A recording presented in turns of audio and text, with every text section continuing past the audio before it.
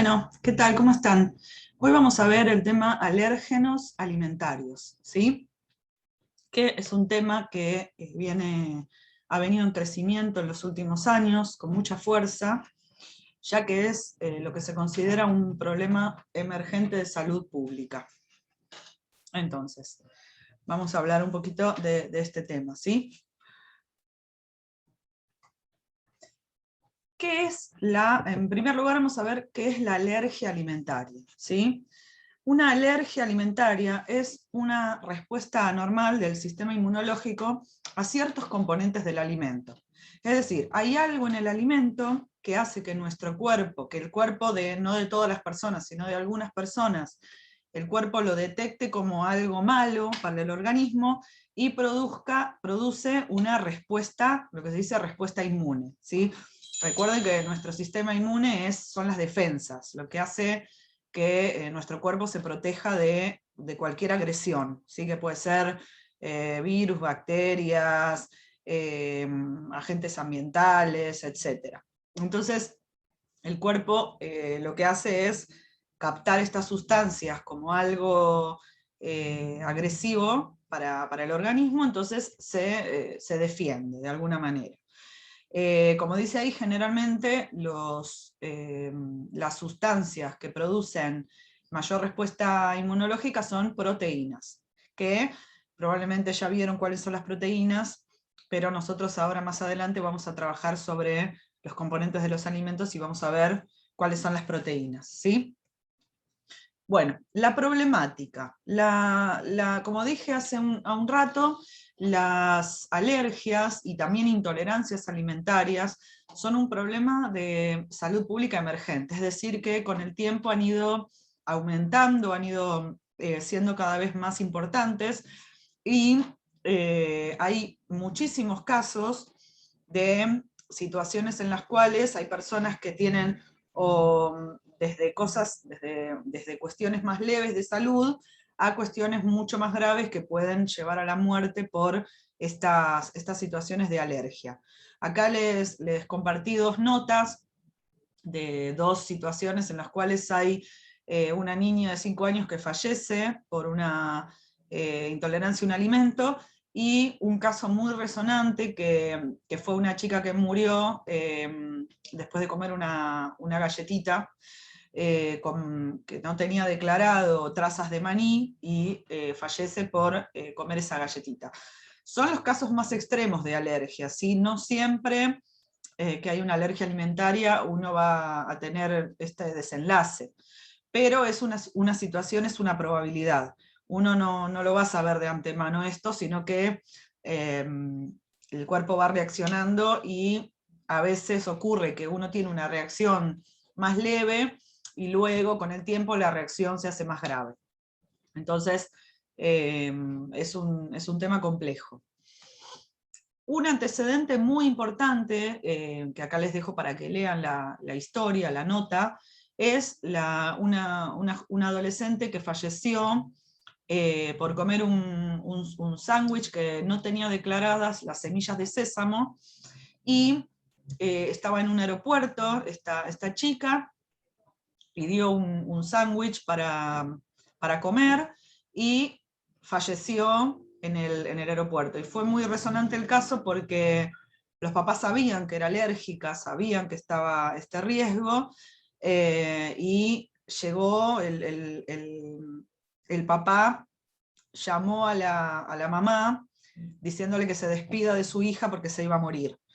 Dice, es la única oportunidad, tienes que decir adiós. Entonces se despidió de su hija sabiendo que se iba a morir de esa situación. Cuando uno tiene esta alergia, tiene que tener alguna sustancia para prevenirla, pero en este caso no hubo posibilidad de que se salve la chica de la situación de shock que vivió. Y como dice acá, esto generó a que una multinacional cambie su política de empaquetado, de declarar todos los alérgenos que podían tener el alimento que ellos comercializaban. Y también es lo que lleva muchas de estas situaciones son lo que ha llevado a que cambie en todo el mundo la legislación respecto a estos alérgenos, o sea, la investigación y la normativa para declarar en los alimentos la existencia de estos alérgenos alimentarios. Cuando vimos todo lo que es la cadena agroalimentaria, lo que es la complejidad que tiene la elaboración de alimentos en el mundo, cuanto más procesados son los alimentos, cuanto más ingredientes tienen y demás, más posibilidades hay de que exista algún riesgo en los alimentos, y además la compra de muchas veces materias primas importadas y demás complejiza más todavía el circuito de producción de los alimentos. Entonces, es muy complejo el tema de los alérgenos, porque hay muchas situaciones en las cuales puede haber un alérgeno que uno, si no hace una correcta investigación de lo que son sus proveedores y demás, puede no saber que ese producto tiene una traza de alguno de estos alérgenos, y esto puede llegar al consumidor. ¿Sí? Ahora vamos a ver. Bueno, son antecedentes muy importantes de estos problemas de salud. Salió una nota hace un tiempo, no muy lejano, que dice que unos 250.000 niños menores de 5 años sufren alergias alimentarias en Argentina. Esto dentro de lo que está, que ya se diagnosticó, pero siempre en estas enfermedades, por cada diagnóstico hay por lo menos 4 o 5 no diagnosticados, así que este número puede ser 4 o 5 veces más, y solo en menores de 5 años. Acá no estamos contando ni los mayores de 5 años, ni los adultos, etc. Así que el número de personas alérgicas a distintas sustancias alimentarias puede ser muchísimo más alto, ¿sí? Entonces es un problema bastante importante. ¿Qué síntomas tienen estas alergias alimentarias? ¿Sí? Lo más frecuente es a nivel cutáneo, o sea, a nivel de la piel. Se puede tener picazón y hinchazón de labios y boca, sarpullidos en la piel, se pueden hinchar los ojos, ¿sí? Puede haber lagrimeo, puede aparecer también síntomas gastrointestinales, náuseas, vómitos, dolor de panza, luego, obviamente todo esto, luego de comer el alimento que me produce alergia. También puede haber tos, estornudos, problemas para respirar, y lo más grave es lo que se llama el shock anafiláctico, ¿sí? Que es cuando se cierran las vías respiratorias y la persona fallece por falta de aire, digamos. Van a ver que es medio similar a otras alergias, ¿sí? Hay, por ejemplo, la alergia al polen, que produce muchos estornudos y lagrimeo y demás. Muchas veces hay alergias cuando uno usa una crema y salen ronchas, o uno se le pone colorada la cara. O sea, la presentación de una alergia siempre es porque el sistema inmune produce un tipo de sustancia, ¿sí? Que se llama inmunoglobulina E, que es una forma de defenderse del organismo, y los síntomas son todos parecidos. Pero en este caso es por ingerir la sustancia que me produce alergia, ¿sí? Ahí da la prevalencia quiere decir la cantidad de casos que existen en la población de alergias. Por ejemplo, ahí dice niños de un 5 a un 8%, es decir, de 8 de cada 100 niños serían alérgicos, y en adultos es un poco menor, ¿sí? Muchas veces pasa que a medida que los chicos van creciendo, el sistema inmune se va perfeccionando, va madurando, entonces hay menos posibilidades de que haya alergias. Los chicos siempre son mucho más sensibles a estos problemas de salud. Ahí hay algunas fotos, ahí se puede ver cómo la piel se puede poner, ronchas en la cara, enrojecimiento, picor, la inflamación alrededor de los párpados, se hinchan los ojos, muchas veces se hincha la boca, a veces se hincha un ojo solo, y ahí es donde uno dice, bueno, a ver, comió mi hijo algo, ocurre esta reacción, puede ser que tenga alergia a alguno de estos productos, y bueno, ahí hay que hacer la investigación. el médico uno va a un inmunólogo, en general a veces empieza por un dermatólogo, va a un inmunólogo, se hacen pruebas de alergia, ¿sí? Se pueden hacer unos parches, que se ponen las sustancias que producen alergia en la piel, se dejan esos parches durante 24 o 48 horas y después se ve si esos parches producen alguna reacción. Es una manera de detectar esto. También, con análisis de sangre, se puede ver si hay estas sustancias que produce el sistema inmune para defenderse. Se puede ver si se producen esas sustancias ante distintos tipos de alérgenos, ¿sí? ¿Y qué es un shock anafiláctico? Que sería como el caso más grave, es una emergencia médica, ¿sí? Lo que se produce es, se hincha la lengua mucho, no se puede tragar, se inflaman todos los tejidos de la garganta, ¿sí? Y esto produce falta de aire y puede llevar a la muerte. En este caso, se tiene que hacer, esto es una emergencia total, hay que inyectar adrenalina para que no ocurra la muerte, pero a veces se puede salvar y a veces no. O sea, no siempre se llega porque esto ocurre todo muy rápido, ¿sí? Entonces, en general, les cuento esto como profesional de salud, para que lo sepan simplemente. En general, el shock anafiláctico no ocurre la primera vez que uno ingiere la sustancia que me produce alergia. En general, primero el cuerpo se sensibiliza, pongamos una alergia al maní. Yo como maní, la primera vez me va a dar una reacción de inflamación, hinchazón, picazón, no me va a dar un shock anafiláctico.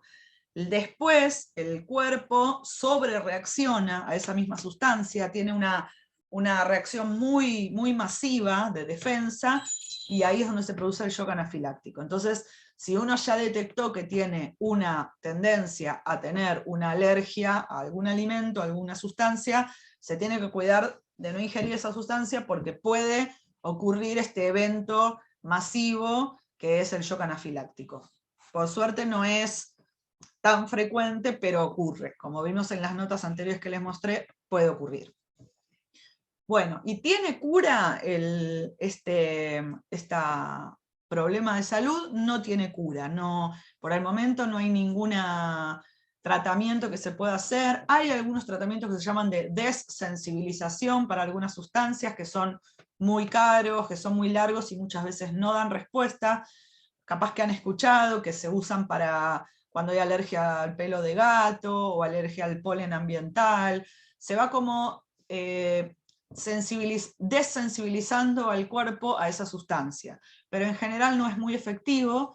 Y para lo que es la alergia alimentaria, la única manera de prevenir estas enfermedades es no consumir los alimentos que me producen alergia, ¿sí? Entonces, lo que se llama una dieta de exclusión, o sea, no como esos alimentos. ¿Y qué es lo importante? Es que la persona que es alérgica tiene que saber qué es lo que está comiendo, ¿sí?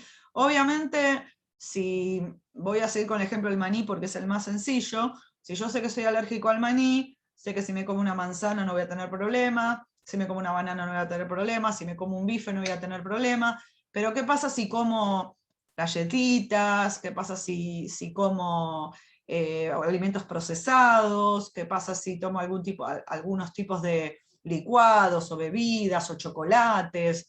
Sé que realmente no tiene maní ni trazas de maní, que eso también es importante, ahora les voy a explicar. El consumidor tiene que tener toda la información necesaria sobre la composición del alimento que va a consumir para hacer una elección adecuada, para no comer algo que puede enfermarnos, ¿sí? Entonces, hay muchos alimentos alergénicos, pero la mayoría de las alergias se concentran en ciertos grupos de alimentos, ¿sí? En el mundo hay 14 sustancias alergénicas más declaradas. Nosotros tenemos 9 en este caso, y son en general todos los cereales con gluten y productos derivados, los crustáceos y productos derivados, los huevos y sus derivados, el pescado y sus derivados, maní y sus derivados, soja y sus productos derivados, la leche y sus productos derivados, frutos secos y derivados, dióxido de azufre y sulfitos. Sulfitos ya lo vimos, ¿sí? ¿Se acuerdan? Vimos los sulfitos, las papas fritas y demás, que pueden producir alergia. Ahora, ¿qué es importante, por ejemplo, decir esto? Leche y derivado. Porque puede ser la leche, los derivados son todos los alimentos que se elaboran a base de leche, ¿sí? Puede ser el queso, puede ser el yogur, pueden ser cuando se usa leche en polvo para hacer una galletita, si la galletita está hecha, o una torta está hecha a base de leche. Todo eso, todos los derivados de la leche también son alergénicos, no solo el producto base, sino todo lo que se derive de él y todo lo que se elabore con esos ingredientes, ¿sí? ¿Qué significa? Que ahí dice el umbral depende de cada persona. No todas las personas van a tener alergia comiendo la misma cantidad. No es que hay una cantidad que dice, bueno, si tomo tanta leche, me va a dar alergia. Hay gente que es alérgica solo por consumir un poquitito, o entrar en contacto. Hay gente que entra en contacto con la leche, ¿sí? Por ejemplo, la alergia de proteína de leche de vaca, se llama APLB, la enfermedad. Muchos casos, los chicos no pueden ni cepillarse los dientes con una pasta dental que pueda tener derivados lácteos, que muchas veces pasa que entre sus ingredientes hay algún derivado lácteo para blanquear, etcétera, ¿sí? Entonces, y ahí ya puede tener una reacción solo por lavarse los dientes con una pasta que tiene proteína de leche de vaca. Entonces, el umbral depende de cada persona. Hay gente que necesita tomarse 2 vasos de leche para que le dé la alergia, y hay gente que solo con lavarse los dientes con una pasta tiene alergia. Lo mismo pasa con todos los productos, ¿sí? Y cuando hablamos de trazas, es que no es que tiene una cantidad de productos, sino que simplemente tiene muy poquitito de estos productos, ¿sí? Que son detectables solo en el laboratorio. Puede pasar cuando hay contaminación cruzada, en un lugar, por ejemplo, que fraccionan leche en polvo y a la vez fraccionan alguna harina, y esa leche en polvo, que obviamente es polvo y es volátil, contamina a la harina. Entonces, y ahí solamente van a ser por ahí trazas de leche, no va a tener leche, ¿sí? Va a tener trazas de esa leche en polvo. Bueno, acá hay un cuadro que obviamente no lo vamos a leer ahora, lo van a mirar ustedes tranquilos, pero da ejemplos de alimentos e ingredientes que pueden tener estos alérgenos, ¿sí? Vamos a ver, por ejemplo, el huevo. Ejemplo de productos: el huevo entero, la yema, la clara, la ovoalbúmina, la lisosima, la lecitina de huevo y huevo en polvo. En general, esto que les digo son todos ingredientes que ustedes van a ver en la cocina que se usan para distintas cosas, ¿sí? La lecitina la van a ver como espesante, a veces se usa la clara en polvo. Cualquiera de estos ingredientes, o sea, el huevo entero o todos sus derivados, pueden ser alergénicos, ¿sí? Y fíjense en todos los lugares que puede llegar a estar: pasta, merengue, mayonesa, pintar productos horneados, porque muchas veces lo van a hacer seguramente, se pinta el producto para que quede amarillo, crema pastelera, flan, bizcochuelos, galletitas, panqueques, albóndigas, obviamente pues se ligan con huevo, buñuelos, quesos elaborados con lisosima, que es la enzima del huevo, ¿sí? Que sirve para fermentar el queso. Y así con cada producto ustedes pueden leer tranquilos ejemplos de alimentos, porque como dice el cuadro, son ejemplos de alimentos e ingredientes que pueden contener a esos productos alergénicos. Fíjense, sulfitos. Tenemos el vino, ¿sí? Que ya lo habíamos visto, jugos de fruta, todo es el sulfito y el metabisulfito, que se pueden usar como conservante, se pueden usar, pueden estar en estos productos, obviamente tiene que estar declarado. Y es un mundo de alimentos, ¿sí? Es un mundo. Yo les voy a pedir que miren, lean este cuadro, vean ejemplos, seguramente en el parcial y en el trabajo práctico les tome algún ejemplo, qué tipo de alérgeno pueden llegar a tener estos productos. Vamos a hacer un trabajo práctico final que van a tener que incorporar este tema, es muy importante, ¿sí?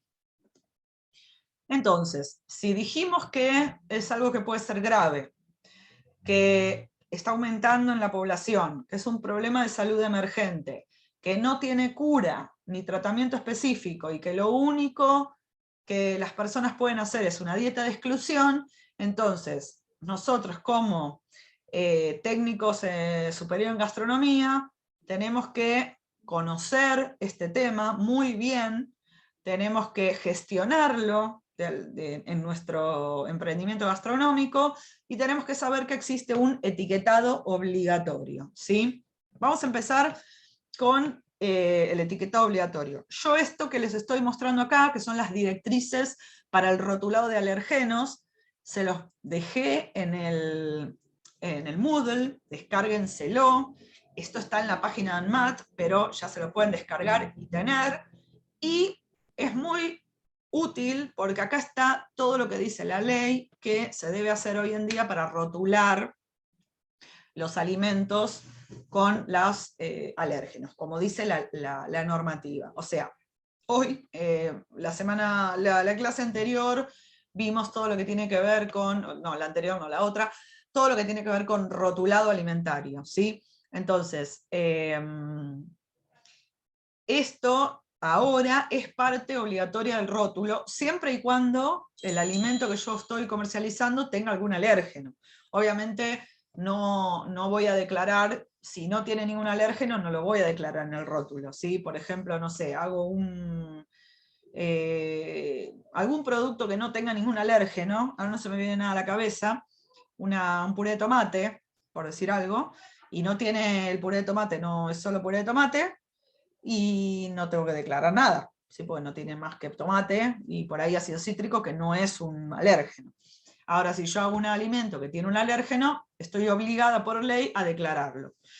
Entonces, en el artículo 235 del capítulo 5 del Código Alimentario Argentino, que es el que habla de todo lo que tiene que ver con el rótulo, está la obligación de rotular alérgenos. Entonces, vamos a leer juntos que dice que los alérgenos y sustancias capaces de producir reacciones adversas en individuos susceptibles, o sea, personas predispuestas a tener una alergia, quiere decir susceptible, deberán ser declarados a continuación de la lista de ingredientes del rótulo, siempre que ellos o sus derivados estén presentes en los productos alimenticios, envasados, listos para ofrecerlos a los consumidores, ya sean añadidos como ingredientes o como parte de otros ingredientes. Es decir, si yo nosotros ya vimos cuáles son la información obligatoria del rótulo. Uno de los ítems es la lista de ingredientes. Recuerden que dice ingredientes, 2 puntos, están todos los ingredientes, del de mayor cantidad al de menor cantidad.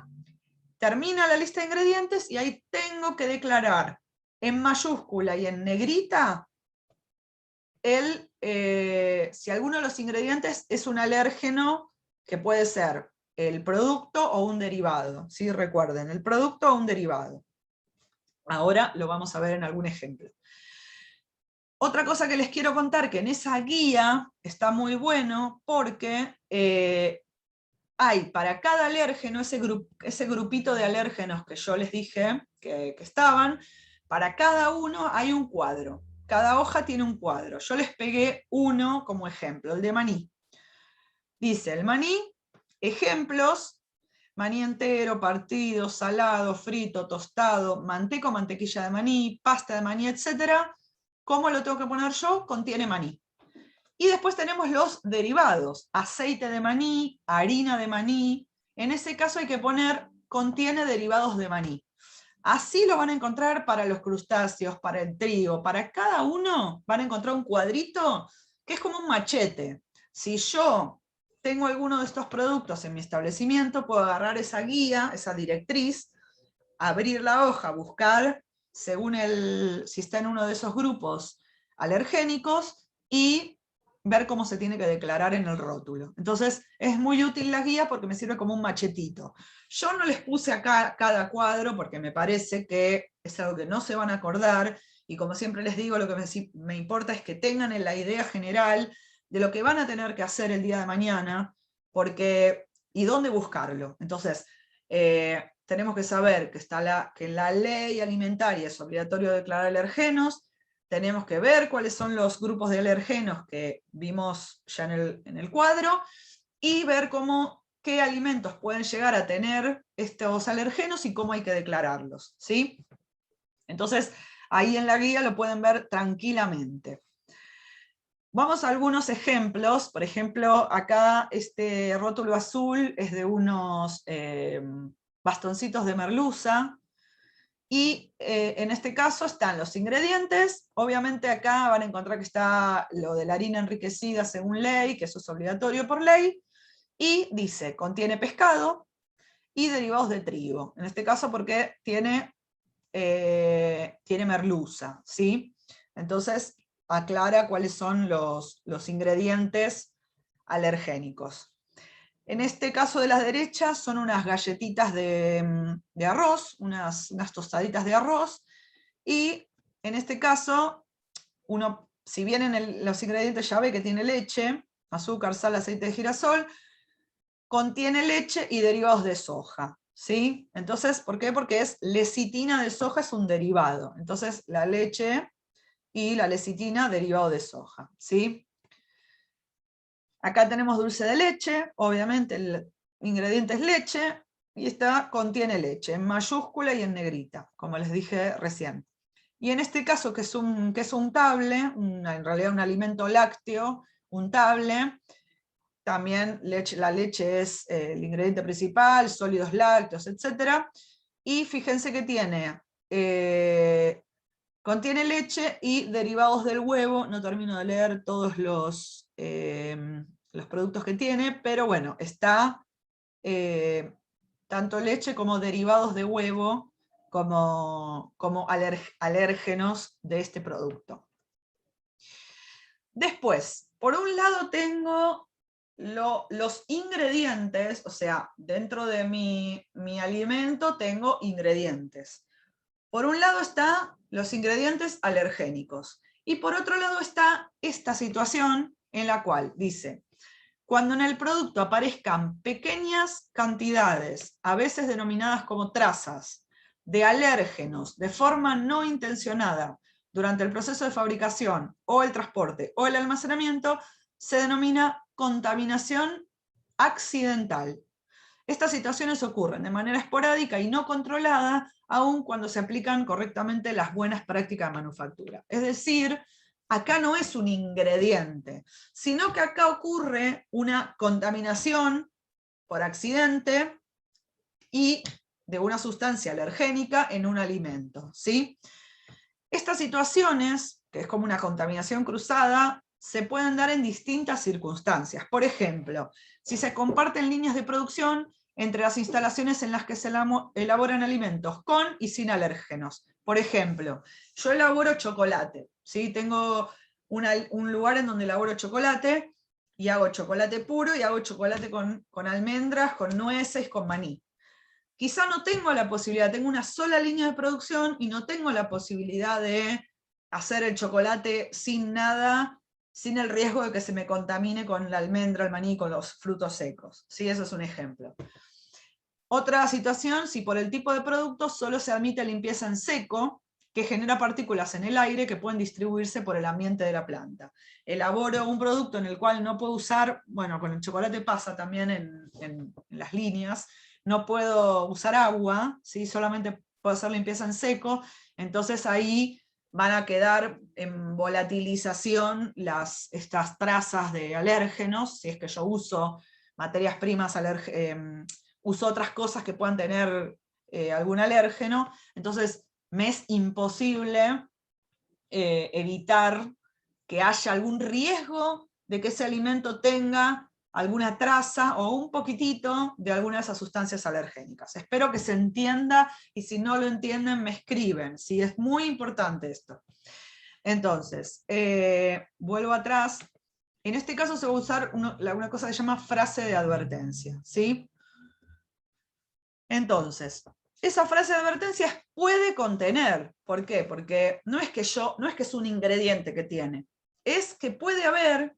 ¿Por qué? La persona va a agarrar y va a leer los ingredientes y va a decir, no tiene maní, no tiene huevo, no tiene ninguna de las cosas que a mí me da alergia. Pero yo le estoy avisando, mirá que aunque no lo tenga de ingrediente, lo puede tener, porque yo no puedo asegurar que no haya contaminación cruzada.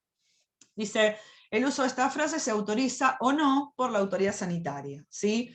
Entonces, la empresa, ustedes el día de mañana tienen una empresa y hay alguna situación por la cual no pueden evitar esta contaminación cruzada, tienen que presentar una declaración jurada.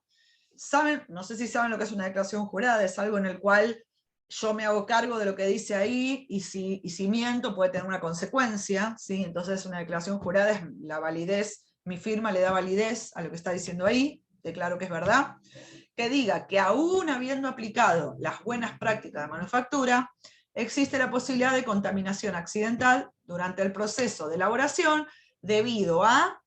Y ahí tengo que justificar por qué. Debido a que se hace limpieza en seco y no se puede hacer otra cosa, debido a que tengo solo una línea de producción y no me puedo asegurar que no haya contaminación cruzada por las trazas de maní, bla, bla, bla. Y la autoridad sanitaria puede decidir o no autorizar esta frase. La autoridad sanitaria puede decir, pará, vos podés hacer otras opciones y separar, por ejemplo, no sé, en la chocolatería que les dije, hacer una separación física y tener dos zonas. Podrías, es un ejemplo, ¿no? Y te puede negar el uso de esta frase. Y obviamente que esto va a favor del consumidor, ¿sí? Dice, la frase de advertencia solo debe ser utilizada luego de una evaluación de riesgo y cuando se considere que pueda ser un riesgo real para el consumidor. Y lo que dice esto es la clave. Es importante entender que las empresas no deben agregar de forma arbitraria la frase de advertencia. ¿Por qué? Imagínense que ustedes son los padres de un chico alérgico y todo dice puede contener.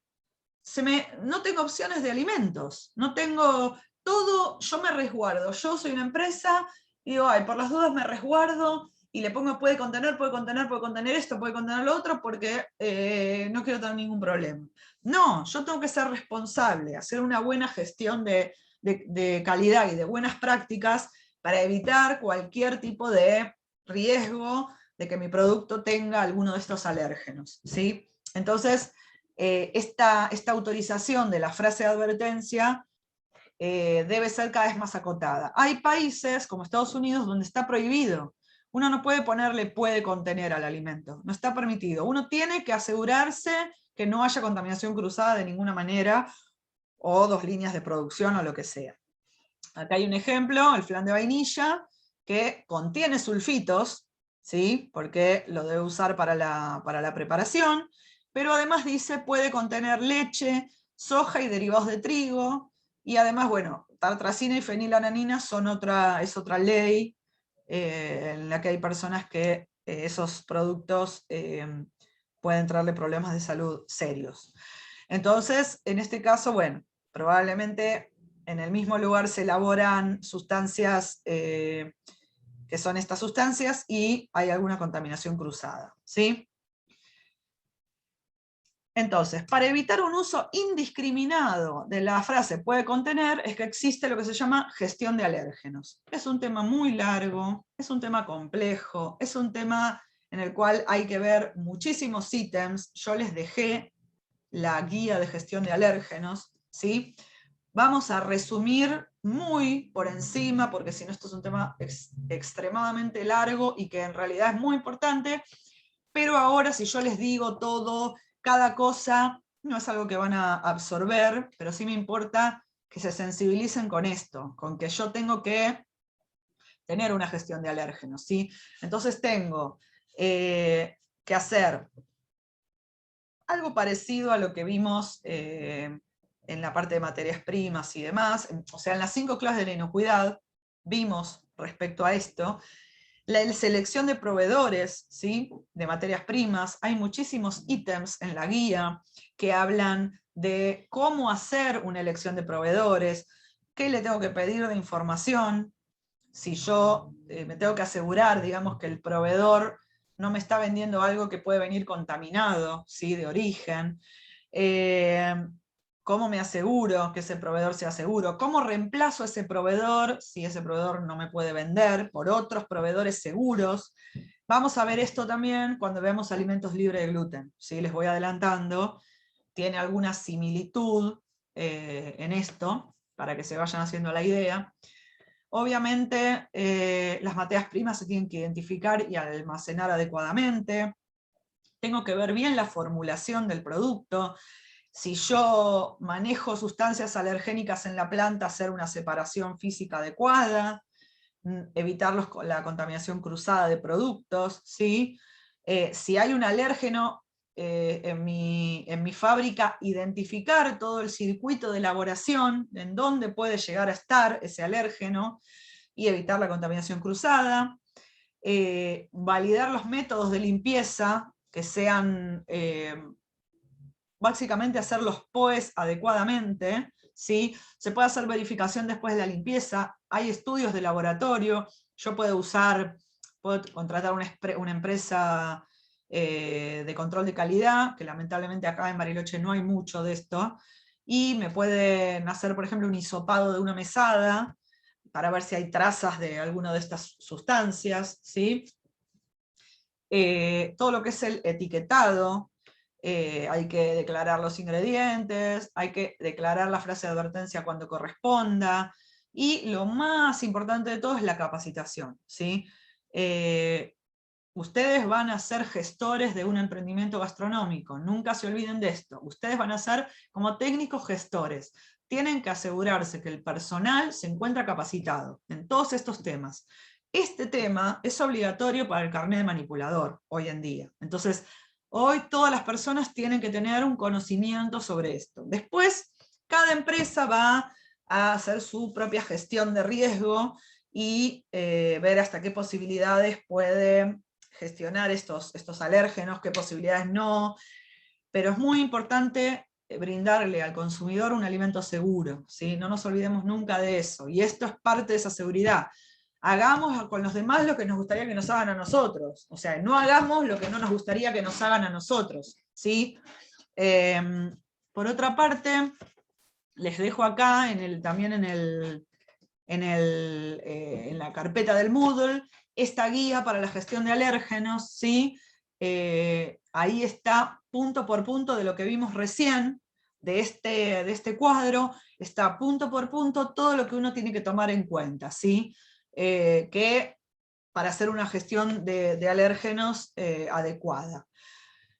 Yo les voy a pedir que le den una mirada, seguramente les haga alguna pregunta puntual de la guía, de alguna de las hojas, ¿sí? Pero bueno, lo mismo que les dije respecto a la otra guía, a la guía de rotulado, esto les va a quedar para el futuro, ¿sí? Probablemente ahora, no es que ahora van a tener que acordarse todo esto de memoria, pero sí tienen que conocer que existen estos riesgos, que tienen que ser responsables. Como dice acá, hay que conocer lo que uno elabora, ¿sí?